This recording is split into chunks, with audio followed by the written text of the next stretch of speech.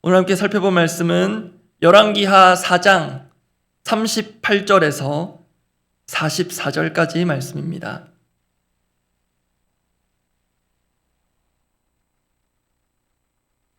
열왕기하 4장 38절에서 44절 끝절까지 말씀입니다.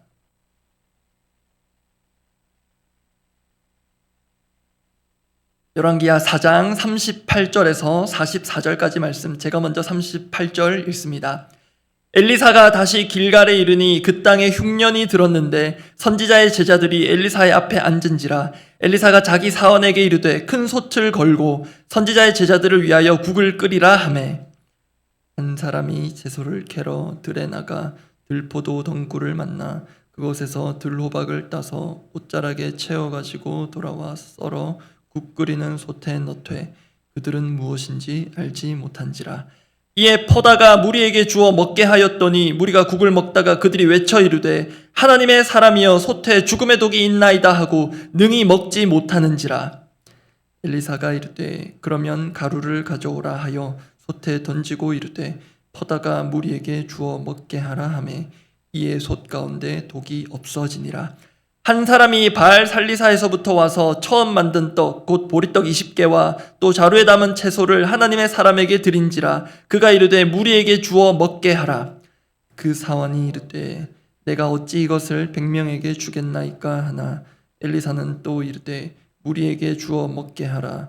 여호와의 말씀이 그들이 먹고 남으리라 하셨느니라. 함께 읽습니다. 그가 그들 앞에 주었더니 여호와께서 말씀하신 대로 먹고 남았더라. 그리 길지 않은 오늘 본문에는 두 가지 기적 이야기가 연이어 나옵니다. 먼저 나오는 것 하나는 음식에 들어있던 독이 사라진 것이고, 두 번째 이야기에는 모두가 먹기에는 부족한 음식으로도 충분히 먹고 남은 것입니다. 두 이야기가 다른 듯 여러 공통점이 있습니다. 기본적으로는 둘 다 엘리사를 통해 하나님께서 일으킨 기적이라는 것입니다. 그리고 또 둘 다 먹는 이야기라는 것입니다. 특히 이 당시는 흉년이라는 특별한 상황이기도 했습니다. 그 점이 오늘 보면 첫 구절 앞부분에서 확인되는데요. 제가 해당되는 부분만 읽어드립니다. 38절 앞부분입니다. 엘리사가 다시 길갈에 이르니 그 땅에 흉년이 들었는데, 그래서 이 흉년이라는 상황을 감안할 때 오늘 본문에서는 소위 먹고 살기 힘든 때 먹고 사는 문제를 해결해 주시는 그 하나님을 묵상할 수 있겠습니다. 그렇게 우리 하나님은 당신의 백성들의 그 민생에 누구보다 관심 있으시고 친히 그 민생을 해결해 주시는 분이십니다. 그 하나님의 일하심을 묵상하고 함께 기도하고자 합니다. 오늘 나눌 메시지의 제목은 이렇습니다. 민생을 살피시는 하나님. 민생을 살피시는 하나님. 그 첫 번째인데요. 부정함을 고치시는 하나님입니다. 민생을 살피시는 하나님 첫 번째, 부정함을 고치시는 하나님입니다. 첫 번째 기적 이야기입니다. 앞서 확인한 대로 흉년의 상황에서 엘리사가 선의, 호의를 베풉니다. 그의 사원을 통해 선지자의 제자들을 위해 음식을 제공하기로 한 것입니다. 그런데 요리하는 과정에서 문제가 발생합니다. 사원 중 한 사람이 끓고 있는 그 큰 솥에 들에서 따온 들호박을 넣었습니다. 그런데 그것 때문인지 끓던 국은 먹을 수 없는 것이 되어버립니다. 오늘 보면 40절입니다. 제가 읽어드립니다. 이에 퍼다가 무리에게 주어 먹게 하였더니 무리가 국을 먹다가 그들이 외쳐 이르되 하나님의 사람이여 솥에 죽음의 독이 있나이다 하고 능히 먹지 못하는지라. 선의를 베풀었으나 결과가 좋지 않습니다. 모두를 먹이려 했지만 결국 아무도 먹을 수 없게 되어버렸습니다.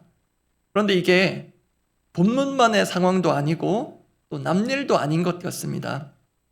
여러 비유를 들 수 있는데 특히 저와 같은 설교자가 설교로 준비하는 과정을 보통 요리에 비유하기도 하는데요. 양들을 위해서 좋은 꼴을 먹이고자 하는 목자의 심정은 모든 설교자에게 있을 것입니다. 그래서 엄선된 재료를 가지고 양식을 준비합니다. 그래서 먹이려고 짠 이렇게 내놓는데 소위 죽을 술 때가 있습니다. 그럴 때면 설교자는 속으로 이렇게 위안을 삼기도 합니다. 그래도 죽은 소와는 잘 되겠지. 오늘 본문에서 엘리사는 흉년 중에 배고플 선지자의 제자들을 위해 국을 끓입니다. 흉년이라는 걸 기억할 필요가 있습니다. 그 흉년의 상황에서 그 국을 끓이는 미션을 받은 사환은 나름 수고를 한 것으로 보입니다. 찬찬히 살펴보면 39절 말씀인데요. 39절 보겠습니다. 한 사람이 채소를 캐러 들에 나가, 흉년이라고 했습니다. 먹을 거 찾기 어려웠을 텐데 그래도 나가서 무엇이라도 구해오려고 합니다. 들포도 덩굴을 만나 그곳에서 들호박을 따서 뭔가를 찾았습니다. 그리고 옷자락에 채워가지고, 보면 지금 먹을 잎들이 많았을 텐데요, 옷자락에 채워올 양들이 적지 않았을 것입니다. 그 무거운 것들을 가지고 돌아옵니다. 그리고 썰어, 나름 칼질을 하는 요리 담당 사환이었을 수 있겠습니다. 그리고 그 썰은 재료를 국 끓이는 솥에 넣습니다. 분명 수고스러운, 그리고 정성을 들여서 국을 끓입니다. 그런데 이렇게 선의를 베풀고 수고도 했는데요, 결과는 좋지 않습니다. 요리하는 과정에서 문제가 발생한 건지 아니면 애초에 가져온 재료 자체의 문제였는지 음식에 독이 생겨버립니다. 아예 먹을 수 없게 되었습니다. 그나마 다행인 건 다들 먹고 나서 사고가 생기기 전에 발견한 게 그나마 다행입니다. 이런 상황에서 엘리사의 해법이자 엘리사를 통한 하나님의 해법은 해독입니다. 41절입니다. 41절 말씀 제가 읽어드립니다. 엘리사가 이르되 그러면 가루를 가져오라 하여 솥에 던지고 이르되 퍼다가 무리에게 주어 먹게 하라 하매 이에 솥 가운데 독이 없어지니라. 엘리사만의 기가 막힌 레시피입니다. 정체불명의 가루를 국에 넣었더니 독이 사라져버립니다. 혹시 우리로 치면 다시다 같은 것이었을까 하는 생각도 듭니다. 아무튼 독이 없어진 그 국 모두가 먹었습니다.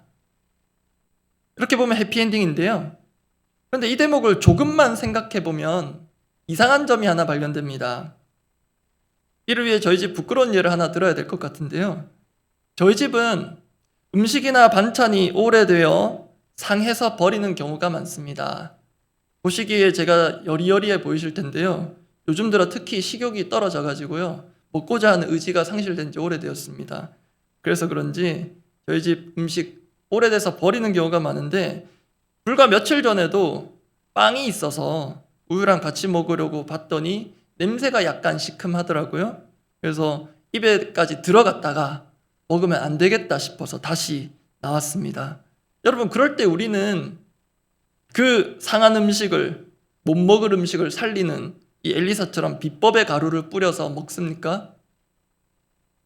버리죠. 얼른 버립니다. 특히 애들 있는 집은 애들이 손댈까봐 더 주의해서 버립니다. 그렇게 우리는 못 먹는 음식, 상한 음식 살리지 않습니다.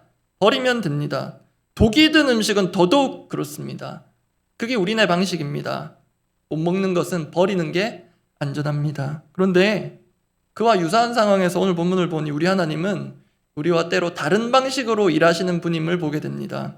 우리에게 있어 상한 음식은 폐기 처분하면 끝인데요, 하나님은 상한 정도가 아니라 독이 든, 독극물이 된 음식도 우리 하나님은 고쳐서 살리십니다. 그러면 이 사실이 오늘 우리에게 어떻게 적용될 수 있을까요? 본문을 묵상하는데 이 본문에 나오는 그 솥, 독이 든 그 국을 끓여졌던 그 솥이 우리 몸에 비유될 수 있겠다는 마음을 주시는 것 같았습니다. 이게 단지 요리 상황이 아니라 우리 몸 상태에 대한 이야기일 수도 있겠다는 것입니다. 여러분, 우리가 실제로 독을 먹진 않습니다. 독이라는 것 알면 절대 안 먹습니다. 그런데 의외로 우리는 자신도 모르게 우리 몸에 독처럼 작용할 것들, 그렇게 건강에 해로운 것들을 아는지 모르는지 그렇게 먹고 마십니다.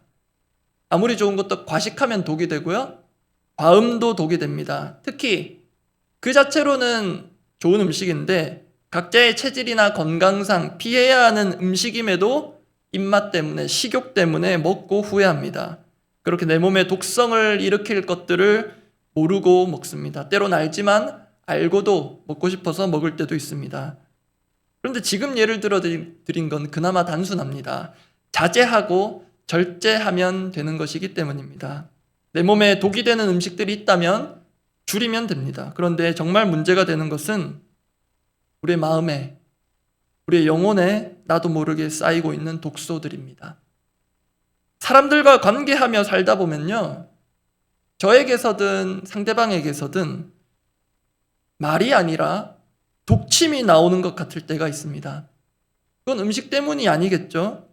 마음에 쌓이고 부패해져 버린 것들, 그 대표적인 것들이 예를 들어 상처, 또 누군가에게는 분노, 원한, 서운함 같은 것들, 그런 것들이 나의 죄성과 얼버무려져서 숙성되어 맹독성 물질을 만듭니다.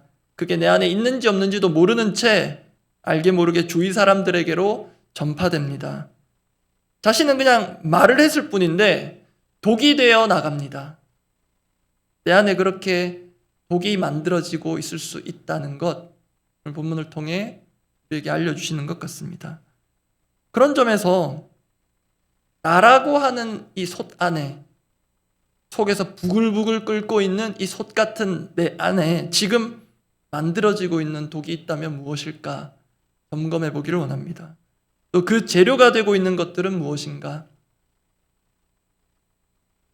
그것이 있다면 얼른 해독되어야 합니다.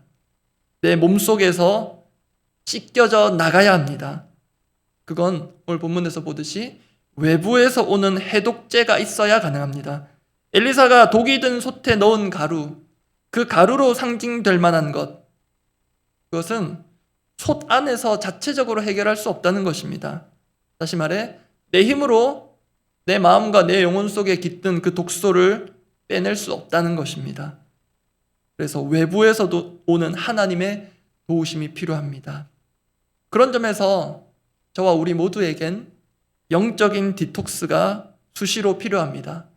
상처로 인한 것이든 죄악으로 인한 것이든 우리 안에 쌓이고 쌓인 영적 독소와 노폐물들을 하나님의 은혜 가운데 말끔히 씻어낼 필요가 있습니다. 중요한 것은 하나님만이 그렇게 하실 수 있습니다. 그리고 그렇게 내 안에 쌓인 독성 같은 것들이 있다는 것을 인정하는 자를 통해서 하나님은 일하실 것입니다. 그렇게 우리와 우리 삶 가운데 부정함을 고치시는 하나님을 경험하시기를 바랍니다. 두 번째입니다. 민생을 살피시는 하나님. 두 번째, 첫 번째는 부정함을 고치시는 하나님이었고요. 두 번째는 부족함을 채우시는 하나님입니다. 민생을 살피시는 하나님. 두 번째, 부족함을 채우시는 하나님입니다. 앞선 기적에 이어지는 두 번째 기적은 일종의 구약에 나오는 오병이어라고 할 수 있는 사건입니다. 앞선 이야기와 비슷하게 먹는 거지만 앞에서는 음식의 질적인 문제였다면 이 두 번째는 양적인 문제입니다. 먹을 음식의 양이 부족합니다. 오늘 보면 42절, 43절 그 상황을 제가 읽어드립니다. 한 사람이 바알 살리사에서부터 와서 처음 만든 떡, 곧 보리떡 20개와 또 자루에 담은 채소를 하나님의 사람에게 드린지라. 그가 이르되 무리에게 주어 먹게 하라. 여기까지는 좋습니다. 43절 앞에 문제가 있습니다. 그 사환이 이르되 내가 어찌 이것을 100명에게 주겠나이까. 딱 봐도 신약 복음서 네 권 모두에 등장하는 오병이어 사건과 비슷해 보이지 않습니까? 사람은 지금 많습니다. 근데 먹을 건 적습니다. 그래서 제자들을 연상시키는 오늘 본문의 사환의 판단은 회의적입니다. 이걸로는 안 됩니다. 틀린 판단 아닙니다. 확실히 객관적인 양이 부족합니다. 이번에도 해결사는 엘리사입니다. 가루 같은 건 그런데 없습니다. 다른 방법 아무것도 등장하지 않습니다. 43절 그 엘리사의 해법을 봅니다. 함께 한번 읽어보겠습니다. 43절입니다. 그 사환이 이르되 내가 어찌 이것을 100명에게 주겠나이까 하나 엘리사는 또 이르되 무리에게 주어 먹게 하라. 여호와의 말씀이 그들이 먹고 남으리라 하셨느니라. 앞에선 가루 같은 것이라도 뿌렸지만 지금은 아무것도 없습니다. 그냥 주라입니다. 괜찮다. 그대로 주라. 나도 부족한 거 안다. 그대로 주라. 사환 입장에서는 당황스럽습니다. 거기까지만 들었다면 그랬을 것입니다. 그런데 그 다음이 있죠. 여호와의 말씀이 그들이 먹고 남으리라. 너는 부족해 보이지만 실제로 이거 부족한 건 맞지만 하나님은 부족한 것으로 먹게 하신다는 그 말씀이 있다는 것입니다. 부족한 것으로도 충분히 먹게 하실 것이라는 것입니다. 그래서 부족함을 채우시는 하나님입니다. 실제로 어떤 방식으로 100명이 먹었는지는 모릅니다. 단 분명한 것은 누가 봐도 100명이 먹기에는 부족한 양이었지만 그것으로 모두가 먹고 심지어 남았다는 것입니다. 오늘 본문 마지막 구절 44절을 제가 읽어드립니다. 그가 그들 앞에 주었더니 여호와께서 말씀하신 대로 먹고 남았더라. 여기서 또 한 번 하나님의 중요한 일하심의 방식을 보게 됩니다. 어렵지 않습니다. 하나님은 부족한 것으로 일하신다입니다. 그리고 이건 역시 먹는 문제를 넘어서 사람에게 적용될 수 있습니다. 하나님은 부족한 사람을 통해 일하십니다. 그 대표적인 예가 저일 수도 있겠습니다. 그런데 여러분, 우리는 부족하면 안 된다는 거의 고정관념에 비슷한 생각을 가질 때가 많습니다. 일단 먹는 부분만 보자면 우리는 누군가 손님을 대접하고 준비할 때 이왕이면 먹고 남아야 합니다. 그래서 풍성하게 준비해야 합니다. 그게 인지상정이고 그게 안 되면 신뢰라고까지도 여깁니다. 근데 먹는 문제는 또 그렇다 치고요. 사람의 경우로 확장됩니다. 우리가 살다 보면 실제로 먹는 것이든 물질적인 것에 부족을 느낄 때요. 단지 그 물질 자체가 부족한 걸 넘어서 나의 역부족을 느끼고 그렇게 연결할 때가 많습니다. 나의 역량의 한계, 나의 체력의 한계, 아무리 맛있게 하려고 해도 풍성하게 하려고 해도 우리 다락방 풍성한 은혜가 되게 하려고 해도 안 되는 한계. 그 부족함을 자신의 부족함을 우리는 스스로 그렇게 연결 짓고 있습니다. 그래서 제가 부족해서 못해요. 끌어 모은 게 영끌한 게 이것뿐입니다. 특히 우리 각자가 감당하기 어려운 사역 앞에서 늘 겸손을 가장한 부족과 결핍을 호소합니다. 해보니까 저는 도무지 안 되겠어요. 여기까지인가 봐요. 그런데 그럴 때일수록 기억해야 할 사실이 그 부족함을 통해 하나님께서 일하신다는 것입니다. 더 정확하게 말하면 부족하기 때문에 우리 하나님 일하신다고도 할 수 있습니다. 왜냐하면 그 부족함을 하나님이 채우시며 부족함 그 자체로 하나님께서 일하시기 때문입니다. 잘 아시는 말씀이 있습니다. 사도 바울이 자신의 육체의 가시로 상징되는 것이 해결되기를 거듭거듭 구하며 결국 받은 응답이 신약 고린도후서 12장에 있습니다. 그중 유명한 말씀 고린도서 12장 9절 말씀인데요. 제가 읽어드립니다. 나에게 이르시기를 내 은혜가 내게 족하도다. 내 은혜가 내게 족하도다. 이는 내 능력이 약한 데서 온전하여짐이라 하신지라. 그러므로 도리어 크게 기뻐함으로 나의 여러 약한 것들에 대하여 자랑하리니 이는부터는 함께 읽어보겠습니다. 이는 그리스도의 능력이 내게 머물게 하려 함이라. 여러분, 객관적인 상황 인식 맞습니다. 우리는 부족합니다. 여러분 보실 때 저 부족함 많은 사람입니다. 부족한 것 투성입니다. 각자가 가진 것, 능력도 체력도 지혜도 등등등등 부족한 것 리스트 정리하자면 끝이 없을 수 있습니다. 그런데 하나님은 부족하다에서 한 글자 빼라고 하시는 것 같습니다. 부족하다가 아니고 족하다. 부족한 것 자체를 부정하시는 게 아닙니다. 부족해도 족한 이유는 하나님의 능력이 그 부족한 영역, 그 역부족인 사람에게서 나타날 것이기 때문입니다. 그래서 우리는 부족하다 입에 달고 살지만 하나님은 내 은혜가 내게 족하도다. 그것이 하나님의 말씀이 아니라 우리 입에서 나오는 찬양이 되어야 하겠습니다. 심지어 여러분, 우리가 연약하고 완악하더라도 괜찮습니다. 왜냐하면 그리스도의 능력이 약한 자를 강하게 할 뿐만 아니라 심지어 완악한 자도 부드럽게 하시기에 우리 그리스도의 능력과 은혜는 우리에게 충분하고도 남음이 있습니다. 말씀 정리합니다. 우리 각자에게 있어 부정한 것은 무엇입니까? 그 독성과도 같은 것이 깃들어 있는 우리 각자에게 있어 부정한 것은 무엇입니까? 그리고 아무리 구하고 구해도 채워주시지 않는 것 같아서 계속 부족한 채로 남아있는 것들, 결핍된 것들 무엇입니까? 답은 우리에게 있지 않습니다. 우리의 민생에 누구보다 관심을 가지시고 실제로 민생의 문제를 해결해 주시는 하나님, 그 부정함을 고치시는 하나님, 우리의 부족함을 채우시는 하나님, 그 하나님을 믿음으로 찾고 구하며 실제로 경험하는 오늘 하루가 되기를 바랍니다. 기도하겠습니다. 오늘 보면 마지막 구절 믿음으로 읽고 함께 기도하고자 합니다. 제가 읽어드립니다. 그가 그들 앞에 주었더니, 생략된 것이 있다면 그가 그들 앞에 부족한 것 그대로 주었더니 여호와께서 말씀하신 대로 먹고 남았더라. 그래서 우리의 기도 제목은 이렇습니다. 부정한 것, 부족한 것, 그 자체는 소용이 없지만 그것이 하나님 손에 들리면 정한 것, 족한 것이 됨을 믿습니다.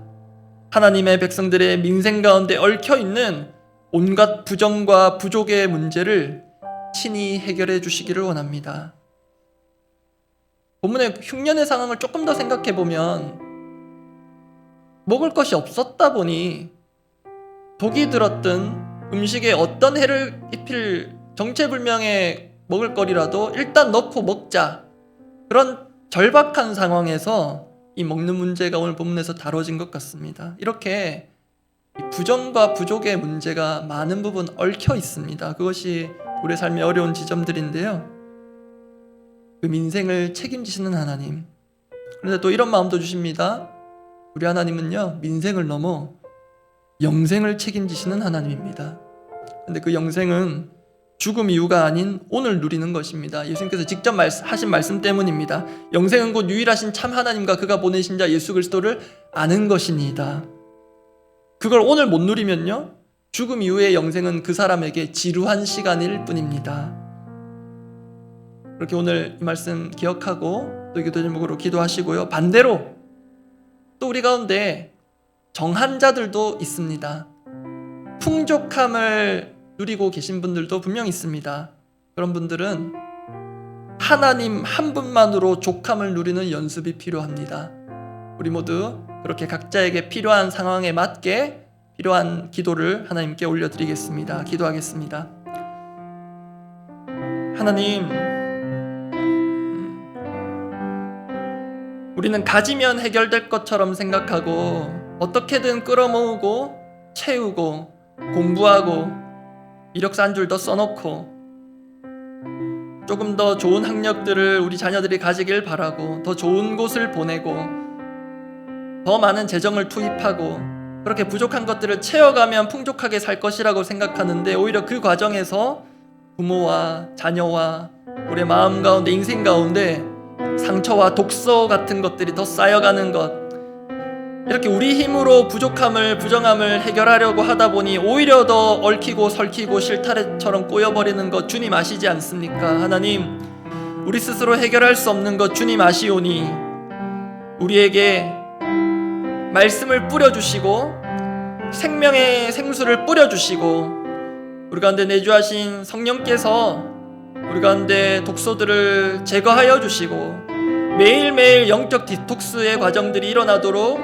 우리가 그것을 인정하며 내가 생각보다 정하지 않음을, 내가 생각보다 그렇게 풍족하지 않음을, 그렇게 내가 생각보다 그렇게 깨끗하지 않음을 하나님 앞에서 인정하며 내 영혼을 새롭게 하신 하나님께 최고의 명이 되신 우리 주 예수 그리스도 앞에 오늘도 내 인생과 내 영혼을 내어 올리며 우리를 정결케 하시며 정하게 하시며 부족한 인생이지만 족한 은혜 누리며 살게 하신 하나님 경험하게 하여 주시옵소서. 오늘도 오늘 하루 이 부족함, 이 부정함 어떻게 끌어안고 살지 막막한 자들, 주님, 내가 원치 않는 부정한 세포들과 암세포들의 공격으로 정말로 내 육체에 실제적인 정함이 필요한 자들, 주님, 방사선을 넘어 하나님 치료의 강선을 비추어 주셔서 절박하게 간절하게 오늘 먹고 사는 문제가 해결되어야 내일이 있는 이들에게 하나님 역사하시고 하나님께서 당신의 백성들의 민생을 책임지심을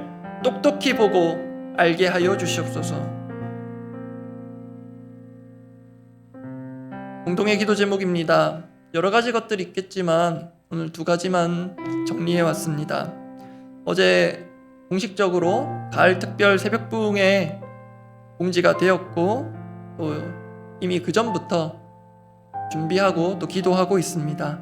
이번 가을 특별 새벽 부흥회가 우리가 보기에 성공적이고 또 기억에 남는 그런 시간들 되는 것도 의미가 있겠지만 하나님께서 기뻐 받으시는 시간 되기를 원합니다. 유일하게 그 시간을 받으실 분 우리 하나님뿐이십니다. 그래서 준비하는 사람 중 한 사람으로서 이 준비의 과정 한 곳 한 곳 한 요소마다 하나님께 철저히 여쭙고 답을 얻어가면서 준비하기를 원합니다. 아무리 좋아 보이는 것이라도 하나님 원치 않으시면 과감하게 접고 다음으로 미루고, 또 우리가 보기에 불편하고 수고스러울지라도 하나님께서 원하시는 것이라면 확신을 갖고 우직하게 준비해 가고 싶습니다. 그렇게 하나님께서 정말로 기뻐하시는, 하나님께 있어서 정말 특별한 새벽 부흥회가 되도록 준비하는 모든 손길들 위에 은혜와 지혜가 임하도록 부족함을 느낄 때마다 자기 아들을 아끼지 아니하시고 내어주신 그 하나님의 사랑과 은혜를 기억하며 잘 준비할 수 있도록 또 많은 우리 참여하시는 성도님들은 기도로 미리부터 준비해 주시기 바랍니다. 그리고 민생을 생각할 때 사실 이 기도 제목을 갖고 기도하고 싶은 마음이 오래되었는데 이제서야 공식적으로 기도하는 것 같습니다. 이제 건강한 분이든 그렇지 않은 분이든 정말 우리의 피부에 체감되어 다가와 버렸습니다. 의료 대란이 의료 붕괴로 이어지지 않도록, 특히 이 응급실 진료가 조속히 정상화되어서 이 추석 연휴간에 정말로 일어나선 안 되는 일도 일어나지 않도록, 제때 치료만 되면 골든타임만 지킨다면 살 수 있을 국민들이 정말 살아나는 그 민생의 기본이 다져지는 이 나라가 되게 해주시고, 사실 언론 인터뷰들도 많이 제가 들어봤는데요, 전문가들 얘기도 들어보고 그들도 해법이 잘 안 보인다 하더라고요. 그럼에도 그 해법의 시작은 정부와 의료 분들의 대화의 시작이라곤 하던데, 그 대화의 시작이 좀 열려서 하나님께서 그 해법을 그 대화 가운데 넣어주시기를, 사람 가운데 나오지 않을 그 해법 하나님께서 좀 친히 개입하셔서 이 나라 이 백성들의 민생을 하나님께서 친히 책임져 주시기를 그렇게 간절히 구하는 마음으로 함께 기도하고 각자 기도하고 돌아가시기 바랍니다. 기도하겠습니다. 하나님 아버지,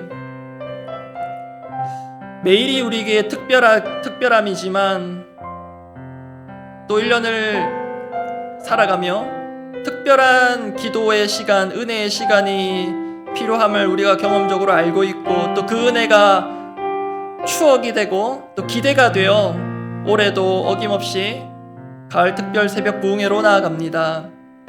이것이 우리에게 있어 성공적인 행사로 사역으로 끝나지 않게 하시고 철저히 하나님 중심으로 준비되고 추진되며 올려지는 시간 되기를 원합니다. 아버지, 정말로 하나님께 하나하나 여쭤가며 하나님께서 알려주시는 대로 걸어가기를 원합니다. 그렇게 할 때 정말로 우리 모두에게 우리 영혼의 축제가 되며 정말로 우리 영혼의 부정함을 깨끗게 하고 우리의 그 부족함, 그 영적 허기를 채우는 귀한 축제장이 될 것을 믿사오니, 주님, 이 준비의 키, 주도권을 하나님께 온전히 돌려드리고 그 주인의 마음을 시원케 하며 주인의 마음을 불편하게 하는 것들은 없는지, 또 주님께서 정말로 원하시는 것들은 없는지 굽어굽어 살펴 하나님께 만족이 되는 특별부 새벽 부흥회가 되도록 주님 역사하시고 준비하는 모든 손길들 가운데 함께하여 주시옵소서. 말씀 준비하실 담임 목사님도 누구보다도 하나님께 여쭙고 엎드려 구하여 하나님께서 입에 넣어주시는 말씀을 전하는 은혜가 있게 하여 주시옵소서. 하나님께서 정말로 이 6일간 전하기를 원하시는 그 마음이 우리 담임 목사님께 이식이 되도록 주여 역사하시고, 또 우리 모든 성도들은 단순히 참여하고 교회가 제공하는 서비스를 받는 수준이 아니라 누구보다도 더 열심으로 기도로 준비하며 지금부터 자신만의 특세를 열어 기도로 준비할 수 있도록 온 교회가 기도로 하나 되는 그 능력을 보게 하여 주시옵소서. 주님, 이 나라가 오래도록 잘 쌓아온 것들이 한순간에 허물어질 것 같은 그런 위기의식, 붕괴의식에 처해 있습니다. 무엇보다 살아나야 할, 얼마든지 살릴 수 있을 생명들이 때를 놓쳐 슬픔과 안타까움에 처한 그 유족들이 하나둘 생겨나는 이 상황에 나도 그 예외가 아닐 수 있는 이 상황, 주님 긍휼히 여겨주시고 정말로 해법이 보이지 않고 문을 닫는 것 외에는 해법이 보이지 않고 농성하고 투쟁하는 것 외에는 해법이 없는 이 무지한 백성들을 주님 불쌍히 여겨주시사 하나님 강권적으로라도 개입하여 주시고 역사하여 주셔서 주님 정말로 살아나야 하는 하나님의 백성들 살려주시고 지금이라도 모든 것을 원점에서 재논의해야 한다면 주님 그 기회를 주시고 그 마음을 주시고 정부의 당국자들과 의료계에 종사하는 지금도 정말로 지쳐 쓰러져갈 위기를 넘어가며 환자들을 위해서 수고하는 모든 의료진들 가운데 주님 지혜를 주시고 이들 간의 화합과 타협의 장을 주님께서 열어주시기를 간절히 원합니다. 주여 역사하여 주시옵소서.